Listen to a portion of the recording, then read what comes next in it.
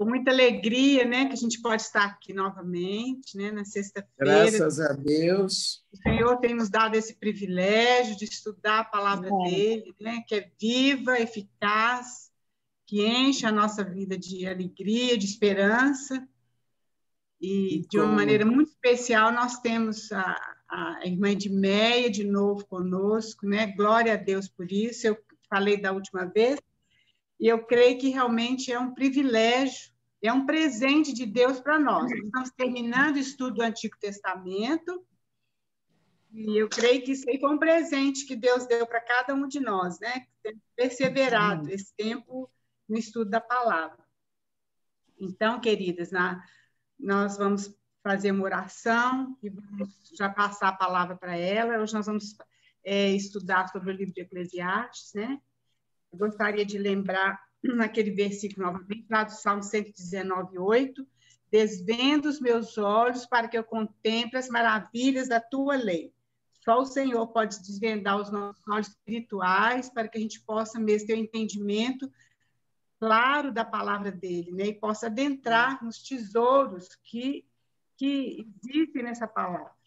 Que o Senhor realmente possa abrir os nossos corações, os nossos ouvidos, e que não seja só informação, mas que seja transformação na nossa vida, que a gente possa conhecer mais o nosso Senhor, né?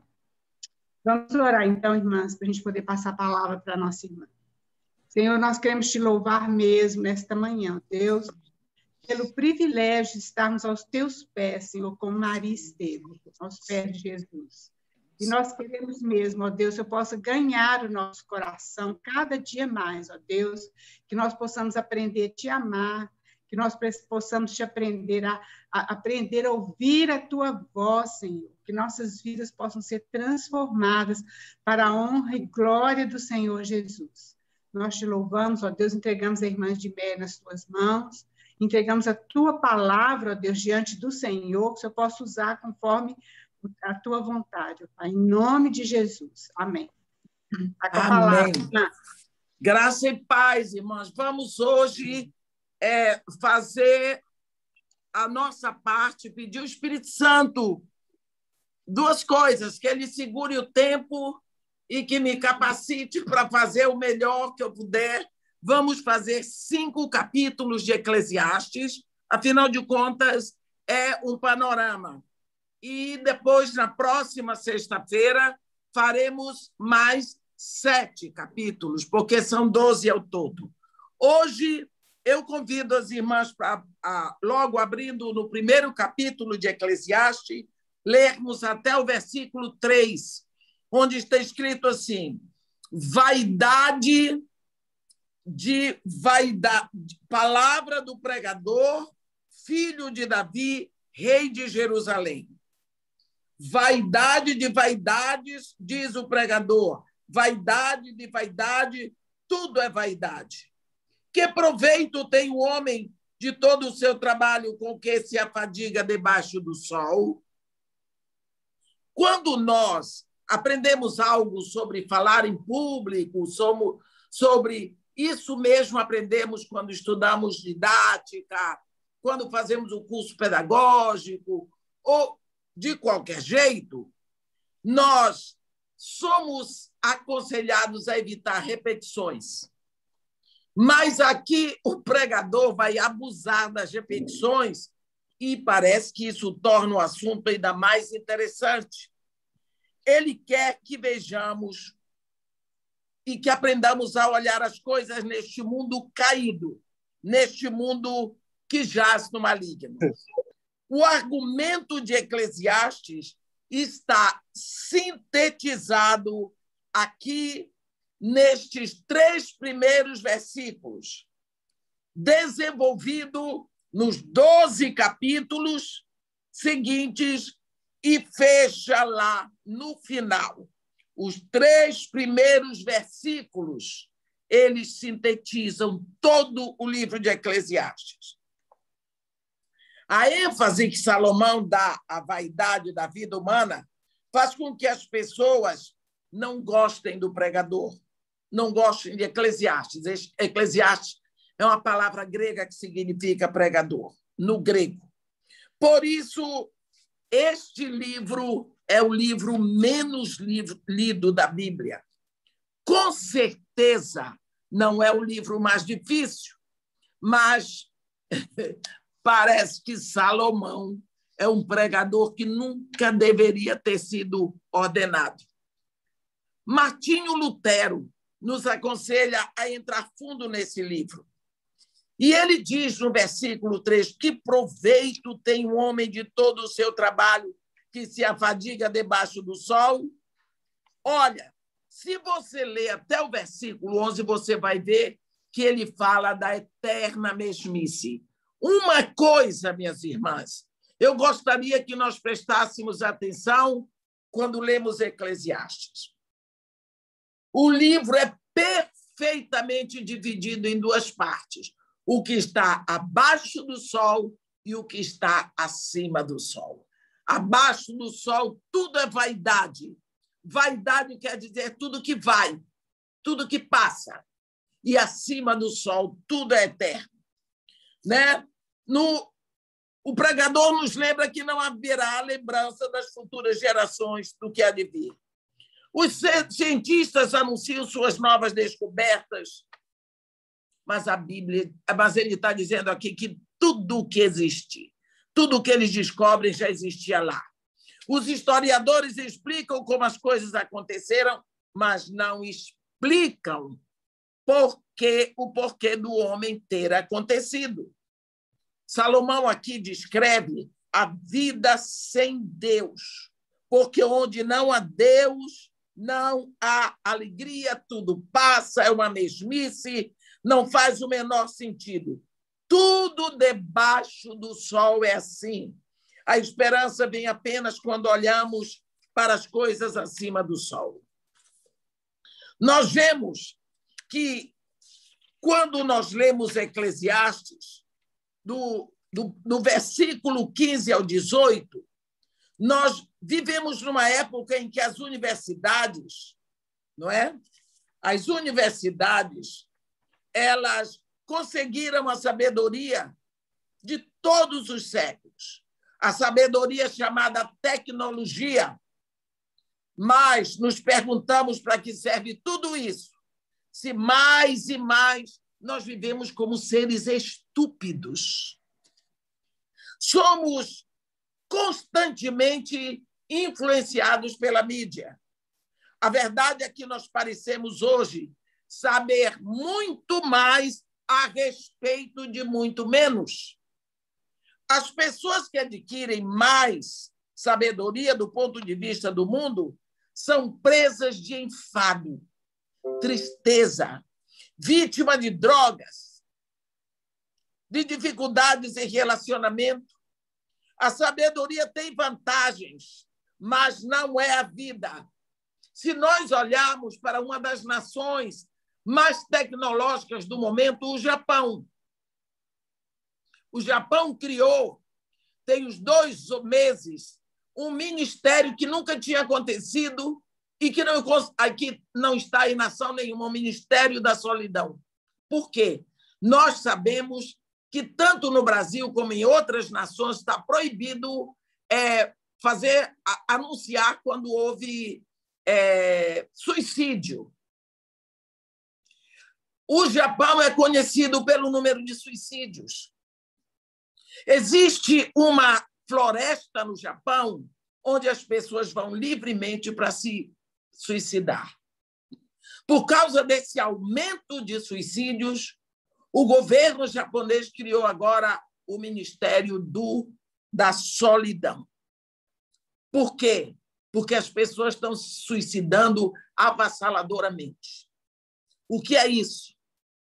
É a mesmice da vida debaixo do sol.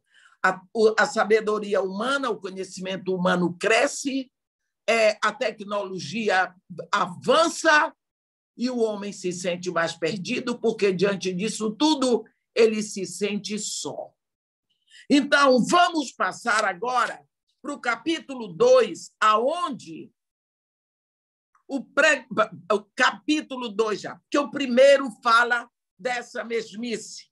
O capítulo 2 de Eclesiastes, eu vou fala sobre possessões, a vaidade das possessões. Eu vou ler o que está escrito até o versículo 8. Disse comigo: vamos, eu te provarei com a alegria. Goza, pois, a felicidade, mas também isso é vaidade. Do riso, eu disse, é loucura. E da alegria, para que serve? Resolvi no meu coração dar-me ao vinho, regendo-me, contudo, pela sabedoria, e entregar-me à loucura até ver o que melhor seria que fizessem os filhos dos homens debaixo do céu durante os poucos dias de sua vida.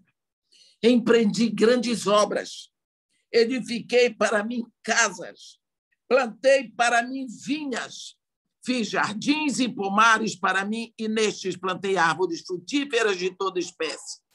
Fiz para mim açudes para regar com eles os bosques em que reverdeciam as árvores. Comprei servos e servas, e tive servos nascidos em casa. Também possuí bois e ovelhas, mais do que possuíram todos os que antes de mim vieram em Jerusalém. Amontoei também para mim prata e ouro, e tesouros de reis e de províncias. Provi-me de cantores e cantoras e das delícias dos filhos dos homens, mulheres e mulheres. Será, meus irmãos, que existe um modo de encontrarmos satisfação debaixo do sol? Se não conseguimos, tendo sabedoria, porque é sobre isso que fala o primeiro capítulo, quem sabe, vamos encontrar satisfação e prazer nas possessões. Será que as possessões podem nos dar isso? Salomão diz que o prazer pode ser agradável por um pouco, mas nunca nos trará sentido para as coisas que acontecem. Assim, ele vai mencionar aqui no capítulo 12 alguns prazeres. Primeiro, o riso. Pense num palhaço. Billy Graham uma vez contou uma história de um homem que chegou numa cidade e ele estava tão ruim, que ele procurou o médico. E ele disse para o médico que ele não aguentava mais com aquela depressão, que ele já tinha tomado os remédios mais fortes e tudo, ele precisava que o médico o ajudasse. O médico disse: não vou passar remédio nenhum. Eu vou lhe dar um conselho. Você vai sair daqui, você vai comprar uma entrada para esse circo que chegou na cidade. Não é? Você vai comprar o ticket, porque lá tem um palhaço maravilhoso que arranca as melhores gargalhadas de qualquer um. O homem olhou para o médico e disse: o palhaço sou eu sou o palhaço desse circo. Entendeu o que é isso? Você pode fazer todo mundo rir e o seu coração está triste. Então, é isso que ele vai falar no riso aqui em Eclesiastes. Vinho. Salomão diz: se o riso não é a solução, talvez o vinho. Quantas pessoas se afundam e se afugentam na bebida alcoólica? Mas, de acordo com o pregador, isso também não resolve. Aí Salomão diz que se entregou ao trabalho, buscou refúgio no trabalho. A incessante atividade de construir, ele diz: empreendi grandes obras, edificou casas, plantou vinhas, fez jardins e pomares, com plantas e árvores frutíferas de toda espécie, fez açudes para regar o bosque, comprou escravos e escravas, bois e ovelhas, amontoou prata e ouro, proveu-se de cantores e cantores e as delícias dos homens, dos filhos dos homens, mulheres e mulheres. Salomão também conclui: o prazer não faz nenhum sentido. Com o dinheiro se compra muita coisa, menos o sentido da vida. Nada faz sentido sem Deus. Minhas irmãs, eu quero chamar a atenção que nós vamos falando a visão da vida debaixo do sol. Aqui no mundo caído, nesse mundo que jaz no maligno. Do capítulo 9, do versículo 9 a 11, nós vamos ver que o riso não resolve, as possessões não resolvem, o vinho não resolve. Então, aqui no versículo 9, ele diz, quem sabe o poder. Então, aqui do versículo 9 a 11, ele vai compartilhar a sua experiência do poder. O poder, meus irmãos, é um desejo do coração do homem que se torna mais e mais forte que o prazer. Deixa eu fazer um parêntese para dizer para você, pode ter algum psicólogo me ouvindo. Esse é o ponto em que Adler e Freud encontram o seu embate. Esse é o ponto em que Freud e Adler se separam. Porque Freud afirma que o prazer é a maior necessidade do coração do homem. Adler diz, não. O maior desejo do coração do homem é o poder. Eu, Edmeia, na minha pequena voz aqui, eu concordo com Adler, porque a minha experiência, ouvindo pessoas abrirem o coração para mim, é que as pessoas sofrem muito mais quando elas se veem ameaçadas de perder o poder do que elas se sentem ameaçadas de perder o prazer. O poder pode controlar muitas coisas, mas não pode controlar o sentido da vida.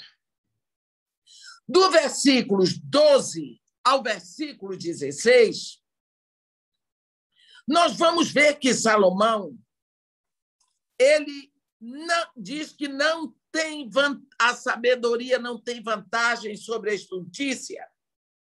No versículo 14, ele diz que os olhos do sábio estão em sua cabeça, mas o estulto anda em trevas.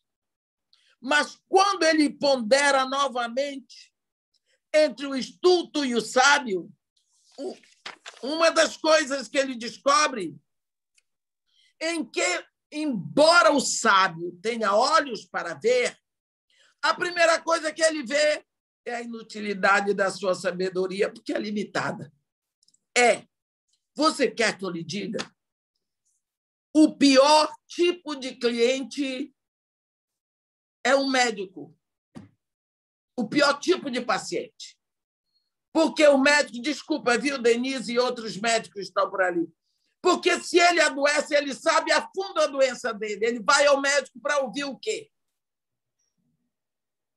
Eu vou ao médico, eu sou ceguinha. O que o médico mandar, eu estou fazendo, acreditando. Por quê? Eu não conheço enfermidade. Mas o médico conhece. Então, o sábio, ele sabe tanto que quando ele olha, ele vê o seu infortúnio. Embora ele, como sábio, veja e compreenda melhor do que o estulto, todos dois vão enfrentar a morte. No final de contas, não haverá diferença se formos sábios, porque tudo que acontece com o sábio acontece com o estulto, cedo ou tarde vão morrer. Como diz Bernard Shaw, no momento que nascemos, começamos a morrer. Olhe bem, esta é a visão do homem debaixo do sol. Vaidade é tudo aquilo que passa. Já que não se encontrou prazer no riso, no vinho, nas possessões e tudo mais, quem sabe no trabalho?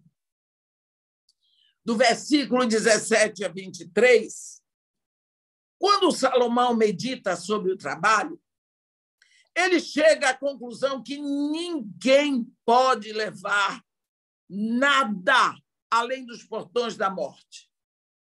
É aí que ele pergunta, então, qual o sentido de trabalharmos e nos afadigarmos tanto nos poucos dias que temos aqui para deixar para alguém que não trabalhou por ele? Isso é vaidade. Isso é vaidade. O modo como Salomão escreve aqui é bem diferente de Provérbios e Cantares, viu?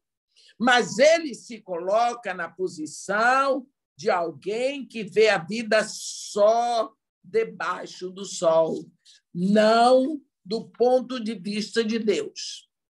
Eclesiastes, minhas irmãs, é um livro que levanta questionamentos que serão respondidos em todos os outros livros da Bíblia. Eclesiastes começa onde as pessoas estão, mas precisamos o resto da Bíblia para nos levar onde nós devemos chegar. Eclesiastes nos dá um raio-x divino do coração humano, onde a fé está presente. Do versículo 24 a 26, aqui, nesses versículos, pela segunda vez, Salomão nos apresenta a Deus.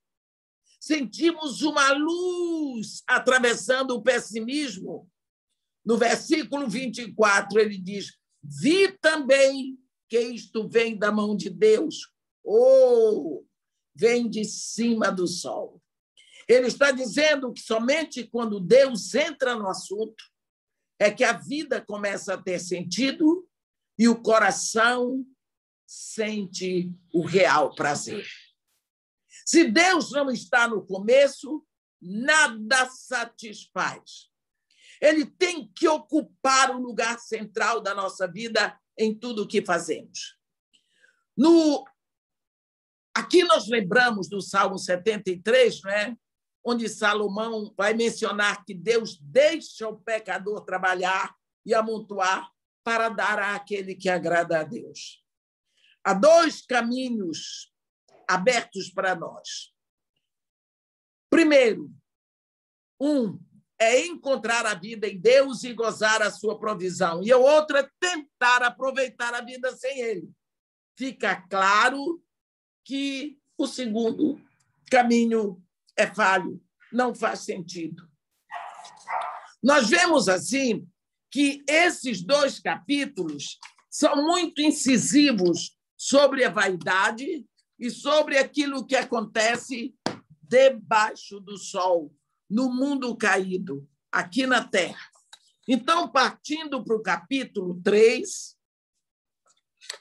nós vamos ver do versículo 1 ao 10. Eu vou ler, porque nós não vamos poder ler tudo, mas pelo menos algumas coisas têm que ser lidas, porque senão já não é um panorama, é um jornal. Então, vou ler até versículo 10.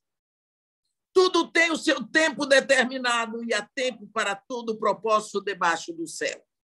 Há tempo de nascer e tempo de morrer, tempo de plantar e tempo de arrancar o que se plantou, tempo de matar e tempo de curar, tempo de derribar e tempo de edificar, tempo de chorar e tempo de rir, tempo de prantear e tempo de saltar de alegria, tempo de espalhar pedras e tempo de ajuntar pedras, tempo de abraçar e tempo de afastar-se de abraçar, o tempo de buscar e o tempo de perder, tempo de guardar e tempo de deitar fora, tempo de rasgar e tempo de coser, tempo de estar calado e tempo de falar, tempo de amar e tempo de aborrecer, tempo de guerra e tempo de paz.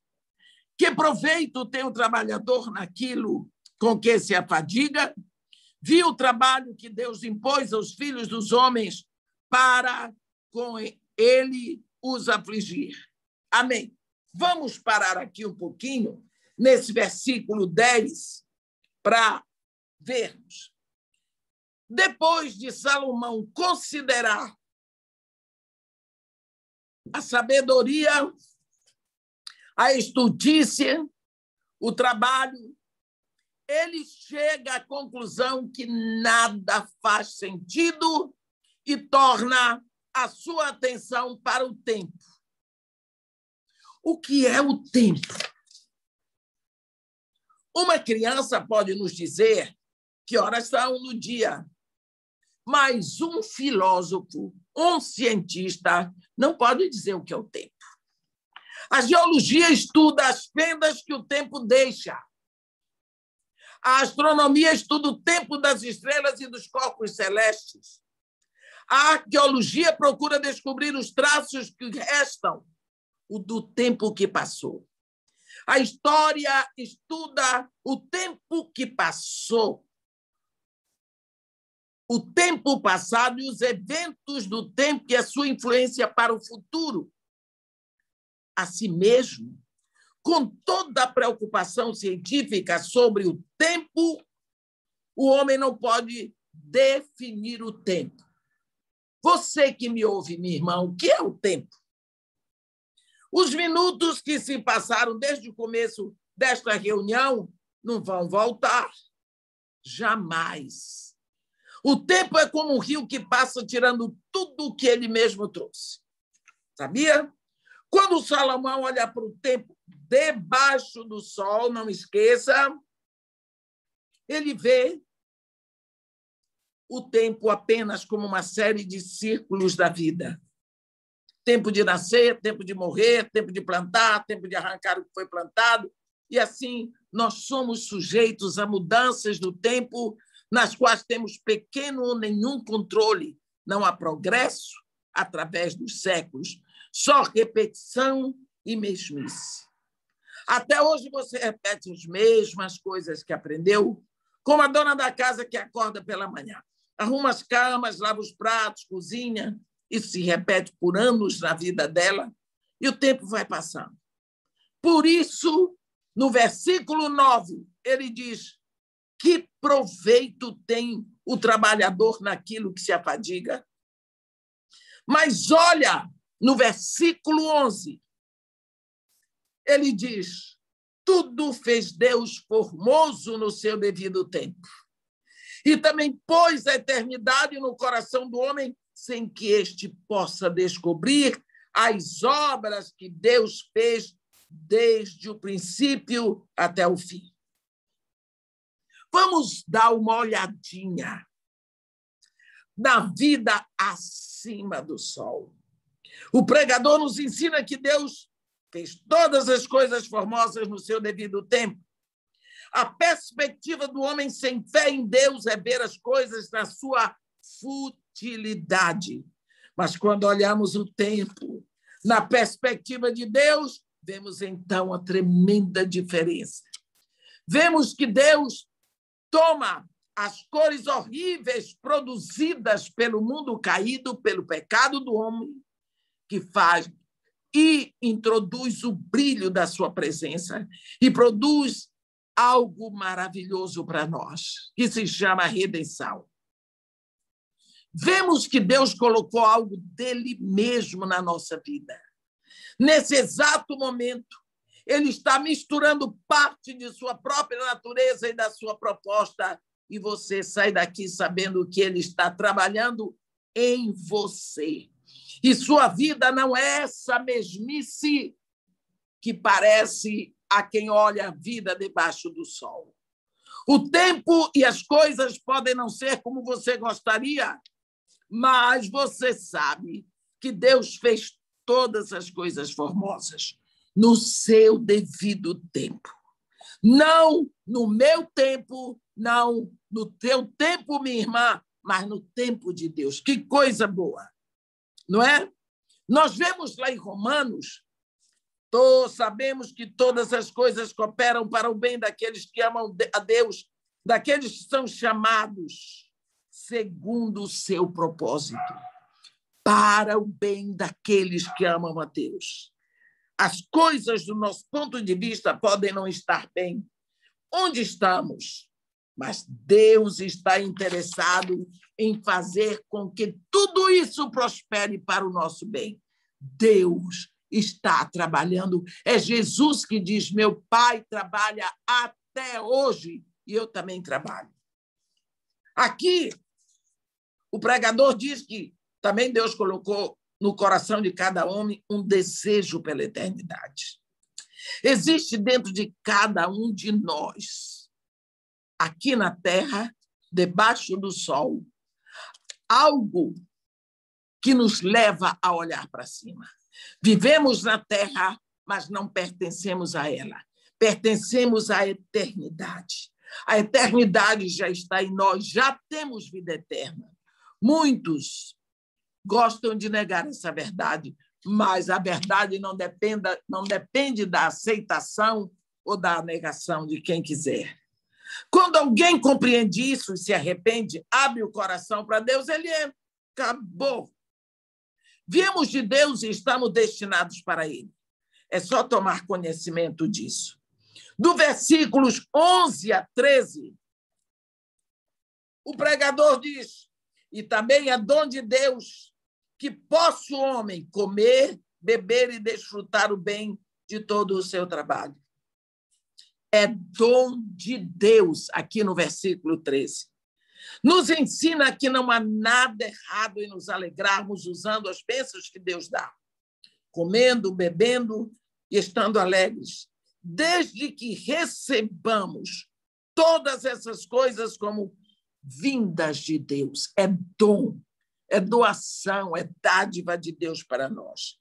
Deus nos habilita para a alegria e para o bem, mas também para comer, para beber e trabalhar. Podemos, assim, ter uma maior perspectiva para a vida acima do sol, porque se até mesmo no mundo caído, sob o sol, abaixo do sol, Deus se ocupa em nos dotar de alegria, comer, beber, trabalhar, quanto mais acima do sol. Nos versículos 14 e 15, aqui do capítulo 3, fica muito claro que, embora a vida pareça imperfeita neste mundo caído, Deus não vê assim, meu irmão. Seus caminhos são imutáveis e podemos ter certeza de que o que Deus diz hoje será a mesma palavra amanhã. Deus garante sua palavra, nele não há variação. Ele tem a habilidade de fazer todas as coisas perfeitas e é por isso que nós devemos ter reverência, reconhecendo as coisas e as nossas limitações. Por isso, o nosso dever de adorá-lo. No versículos 16 e 17, daqui do capítulo 3, vemos que o método desse livro, Eclesiastes, é a observação. Eclesiastes é como uma série de fotografias que são tiradas debaixo do sol. Uma outra situação que Salomão traz, ainda aqui debaixo do sol, é que a maldade e a corrupção existem exatamente no lugar onde a justiça deveria reinar. Gente, eu fico impressionado. Ontem eu estava preparando essa palavra assim, enxuta para dar agora de manhã. Aonde deveria existir a justiça, é lá que existe a corrupção. Parece que ele está vendo as coisas hoje. Parece que ele está falando ali na televisão, no jornal para nós. É lá que tem que ter justiça, é lá que está a corrupção. Eu, particularmente, imagino como Salomão se sentiu frustrado quando observou isso, porque também me sinto terrivelmente abatida ao observar a desonestidade, a mentira, o roubo, a corrupção, a maldade, mesmo dentro da igreja, com tantas táticas desonestas. Será que alguém que está me ouvindo agora é vítima de injustiça judicial? Pense nisso. A terra não durará para sempre. Está chegando um dia em que toda a corrupção e injustiça seja julgada diante de Deus. Cada um de nós terá o seu dia na corte de Deus. Do versículo 18 a 21, quando nós damos umas olhadas abaixo do sol, o pregador parece que se torna cínico, não é? Mas quando ele observa o que vai acima do sol, ele traz uma perspectiva tão clara.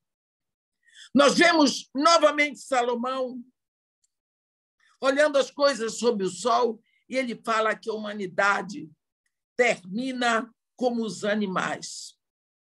Ele põe a terra sem futuro. Esse é o olhar do homem limitado, debaixo do sol, sem Deus. É claro que, como os animais, nós retornamos ao pó de onde viemos, mas, ao contrário deles, temos a eternidade colocada dentro de nós. Também Deus colocou no homem a eternidade sem que ele disso se aperceba. Já lemos nesse capítulo. No versículo 21, vem uma pergunta que já foi respondida. Quem sabe se o fôlego de vida dos filhos dos homens se dirige para cima e dos animais para baixo, para a terra? Nós somos diferentes dos animais e destinados para a eternidade no céu com Cristo ou no inferno sem Cristo. É triste ver pessoas falando da vida com Deus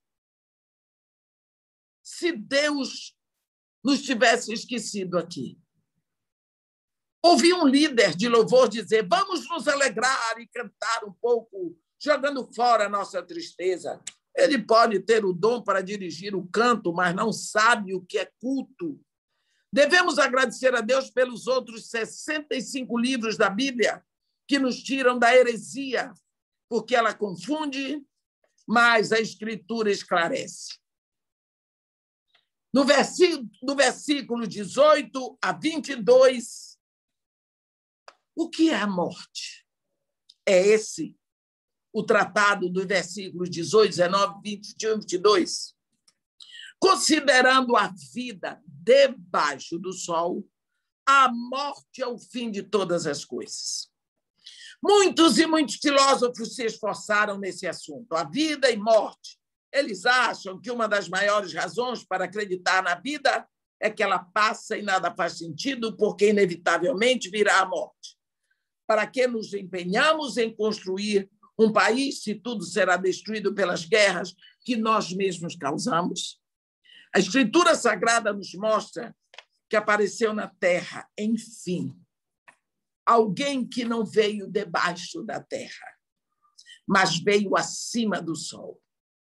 Acima do horizonte do pó, acima do horizonte da morte, de lá, de cima da noite e da corrupção, para destruir o poder da morte e introduzir a esperança da vida eterna, interminável e infinita.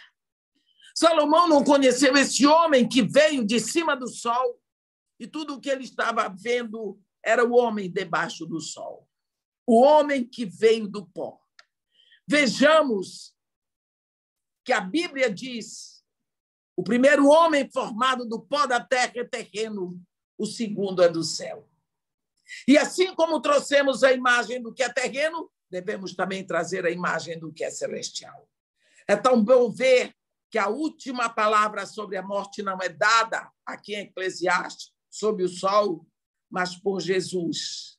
Eu sou o primeiro e o último, e aquele que vive. Estive morto, mas eis que estou vivo pelos séculos dos séculos e tenho a chave da morte e do inferno. A morte para aqueles que recebem Jesus não é nada mais que uma jaula que aprisiona nas trevas, mas Jesus tem a chave da jaula.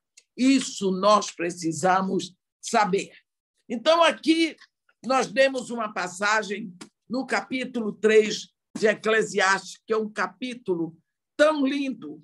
E agora nós entramos no capítulo 4.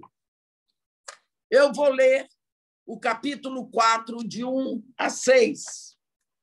Vi ainda todas as opressões que se fazem debaixo do sol. Vi as lágrimas dos que foram oprimidos, sem que ninguém os consolasse. Vi a violência na mão dos opressores, sem que ninguém consolasse os oprimidos. Pelo que tenho por mais felizes os que já morreram, mais do que os que ainda vivem. Porém, mais que uns e outros, tenho por feliz aquele que ainda não nasceu e não viu as mais obras que se fazem debaixo do sol. Então, vi que todo o trabalho e toda a destreza em obras provém da inveja do homem contra o seu próximo. Também isto é vaidade e correr atrás do vento. O tolo cruza os braços e come a própria carne, dizendo: melhor é um punhado de descanso do que ambas as mãos cheias de trabalho e correr atrás do vento. Bem, uma das críticas que se faz ao livro de Eclesiastes é a repetição dos assuntos, sem uma lógica. Alguns acham que isso acontece de propósito para mostrar que a vida aqui debaixo do sol também é assim. Aqui, alguém uma vez disse que Eclesiastes, ele pratica o que prega. Nesse capítulo 4, o pregador lida com a violência ultrajante que nós vemos. Ele lamenta as lágrimas dos que foram oprimidos sem que ninguém os consolasse. E viu a violência da mão dos opressores. Achar que a vida não tem sentido é uma coisa, mas sofrer a sua crueldade é amargo demais para suportar. E assim o pregador conclui que, nessas circunstâncias, os que já morreram estão mais felizes do que os vivos. Mais afortunados ainda são aqueles que nem nasceram. Aqui nós vemos o ponto mais baixo de todo o livro de Eclesiastes. No versículo 4, ele diz assim: então vi que todo trabalho e toda destreza em obras provém da inveja do homem contra o seu próximo. Também isto é vaidade e correr atrás do vento. Ele fala nesse versículo da selvageria do trabalho, concluindo que isso também é vaidade. Ele não está se referindo aqui à competição sadia, mas à competição rude. Quem quiser que se dane. Farinha pouca, meu pirão primeiro. É tempo de Murici, cada um por si. Eu não sei se vocês entendem aí em Goiânia, esse linguajar lá do norte. Esse quem quiser que se dane mental, que leva o homem a não pensar nos outros. Aqueles que pisam nos outros para subirem, lógico que lá no topo eles vão estar sozinhos. Esse versículo 6 aqui, de Eclesiastes, melhor é um punhado de descanso do que ambas as mãos cheias de trabalho e correr atrás do vento. Na tradução de Mofá, que é uma das traduções que eu amo, ele traduz assim: uma mão cheia de contentamento é melhor do que duas mãos cheias de trabalho e esforço vão. Dos versículos 7 ao versículo 12, nós vamos ver que algumas pessoas são sozinhas por causa da opressão dos outros, de outras pessoas. Mas existem as pessoas solitárias por causa da sua própria competitividade que as separa das demais.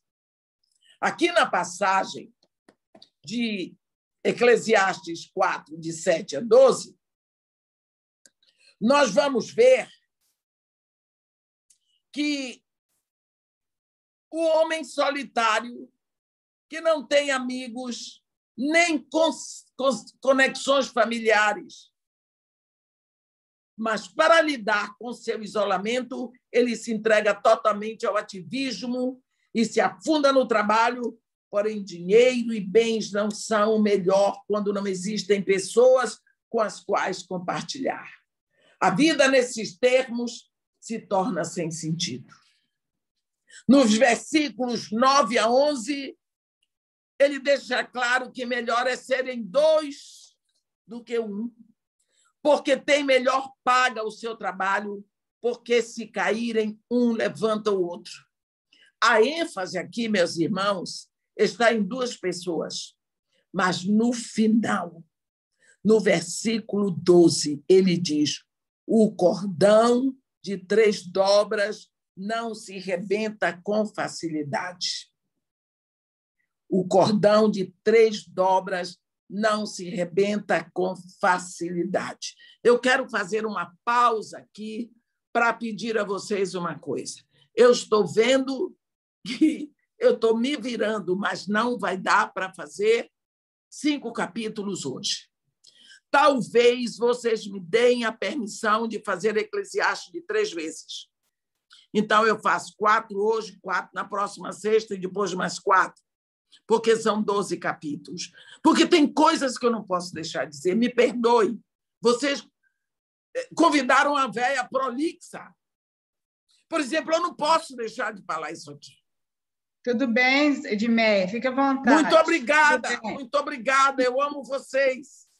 Olha o que ele está dizendo aqui. O cordão de 3 dobras, versículo 12, não se arrebenta com facilidade. Aqui, olhe o que ele está dizendo. Eu tenho vontade de chorar. Lembra quando Jesus Cristo disse: quando 2 de vós, se 2 ou mais, mas é preciso 2 se reunirem no meu nome, eu estou entre eles. Olha o que Salomão está dizendo no versículo 12. O cordão de 3 dobras não se rebenta com facilidade. Ele diz, quando você está intimamente ligado a alguém que você ama e que ama você, você não apenas tem o que a pessoa lhe dá, mas você possui uma terceira qualidade, que vem o poder, o vigor, que nasce do relacionamento e que você jamais experimentaria se estivesse sozinho. Isso se chama sinergia ou sinergismo. É esse vigor, é esse poder, é o seu vigor mais o vigor da outra pessoa. Surge um terceiro vigor que é produzido da união dos dois. Esse vigor é o vigor que nós chamamos sinergismo. Por isso, o cordão de 3 dobras não se arrebenta com facilidade. Quando eu enterrei meu marido em 1990, em setembro de 91, morreu minha filha. Ai de mim, se eu não tivesse meu filho. Eu me uni com ele e Deus entre nós. E nós vencemos a dor, o luto, o tempo. E hoje meu filho já casou e já eu tenho 3 netos e uma filha que é a esposa dele.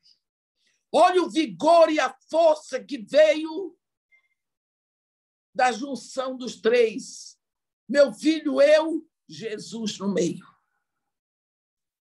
Versículo 12. O cordão de 3 dobras não se arrebenta com facilidade. Do versículo 13 ao versículo 16, Salomão dirige a sua atenção para os adiantados em idade, que também são insensatos, e como temos, né? Ele mostra um jovem, porém sábio, em contraste com o rico, mais insensato rei. Ele diz que vale mais a pena não ser rei. Não é? Então, aqui, meus irmãos, nós completamos 4 capítulos de Eclesiastes. Se eu der o capítulo 5 hoje, eu posso dar. Eu quero, a minha pergunta é, posso fazer? Ainda o capítulo 5 hoje? Então, irmãs, as irmãs precisam se manifestar aí. Se quiserem, eu vou fazer. Por mim, pode. Sim, pode. Então, por mim tá bom. também. Mas a gente também pode dividir nas 3 aulas, como a senhora sugeriu, né? Da Eclesiastes em 3 aulas. Aí a senhora divide Porque faríamos hoje até o capítulo 4, porque eu estou olhando, já está beirando 10 horas da manhã, e como é uma sexta-feira, eu não sei quantas pessoas precisam fazer outras coisas, né? E então, na próxima sexta, faríamos capítulo 5, 6, 7, 8, e depois 9, 10, 11 e 12. Joia, porque ótimo. vocês viram que vai muito rápido. É. Uhum. Ok. Então, Vamos fazer assim. como fazemos? Vamos fazer assim, como a senhora sugeriu. Assim. Então, assim, nós encerramos aqui hoje, porque está beirando 10 horas. Isso. E então, na próxima sexta, faremos mais 4 capítulos. Ótimo. Tá bom? Aí é bom que tem você mais também com a gente. Para mim é um prazer muito grande. Isso para a gente também. Muito bom. Tá bom.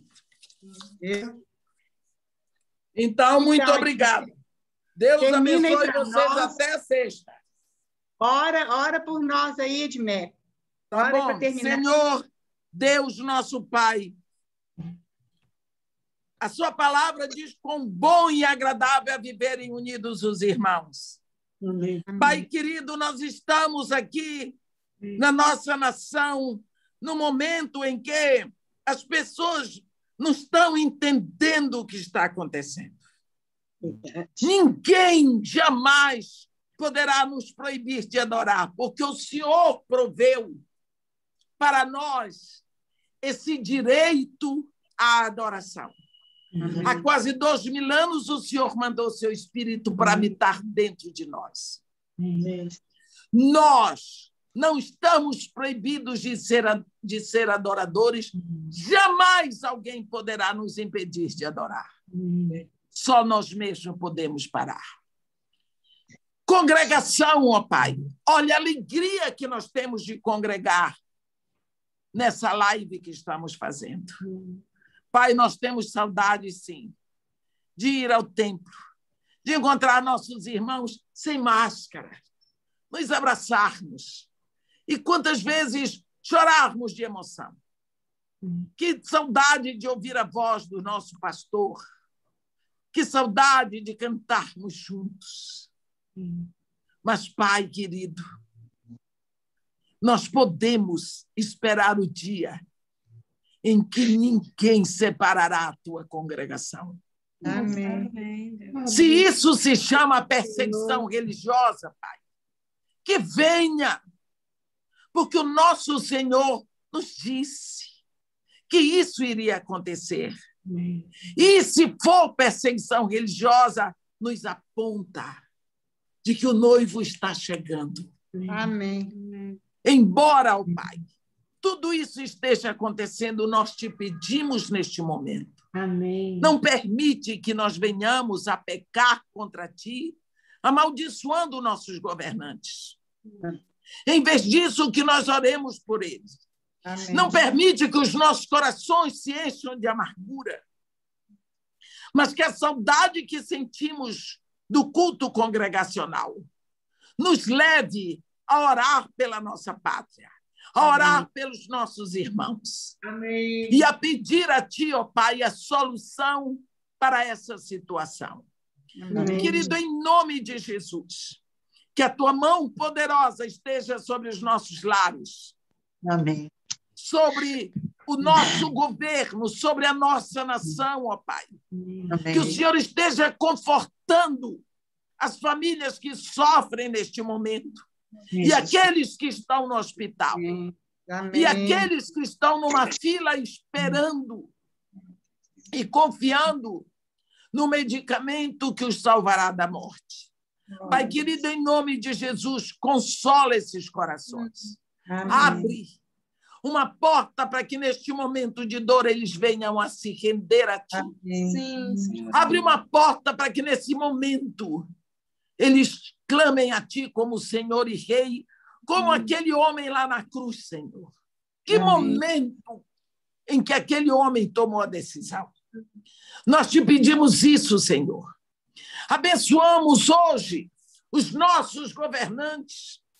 Te pedimos pelo Supremo, te pedimos pelo governo total. Amém. Nós os abençoamos, pedindo para eles, ó Pai, que venham a te conhecer para sentir essa alegria que nós sentimos. Amém. Pessoas que não te conhecem não podem sentir saudade da congregação.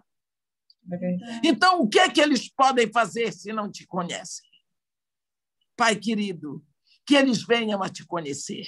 Amém. Que eles venham a te amar. Amém. Que eles venham a saber como é bom congregar. Amém. Mas nós te agradecemos porque tomaste providência ao nosso respeito para que nunca sejamos impedidos de adorar. Amém. Quando a mulher samaritana perguntou a Jesus onde é o lugar da adoração, ele disse: ei, mulher, não é no monte nem em Jerusalém. Não é onde adorar, é como adorar. Amém. É em espírito e em verdade, esse espírito já está em cada um de nós. Amém. Pai querido, como te agradecemos. Quando Jesus disse: eis que eu envio sobre vós a promessa do Pai. Que alegria saber que o Senhor já enviou a promessa. Amém. A promessa arde e queima nos nossos corações. Louvado, glorificado seja o teu nome, Senhor. Amém. Aleluia. Pela providência que tomaste. Amém. Pelo teu espírito que colocaste em nós. Amém, Senhor. Pelo Aleluia. teu amor, pela tua misericórdia. Aleluia. Por esse momento que tu criaste no coração das tuas filhas de Goiânia. Amém. Para que pudéssemos nos reunir. Nada nos impede. Amém. Te agradecemos também pela vida dessas irmãs. Te agradecemos, te pedimos bênçãos sobre elas. Que o Senhor continue queimando e fazendo arder mais e mais essa chama que existe nesses corações. Amém. Te agradecemos por tudo isso, ó Pai. Em nome de Jesus. Amém. Em nome de Jesus. Amém. Amém. Amém. Obrigada, irmã. Deus abençoe. Eu viu? que agradeço. Forças, viu? Em nome de Jesus. Encontro marcado para sexta-feira, às 9h, em nome de Jesus. Até. Bom demais. Beijo. Deus abençoe. Tá bom. Beijão.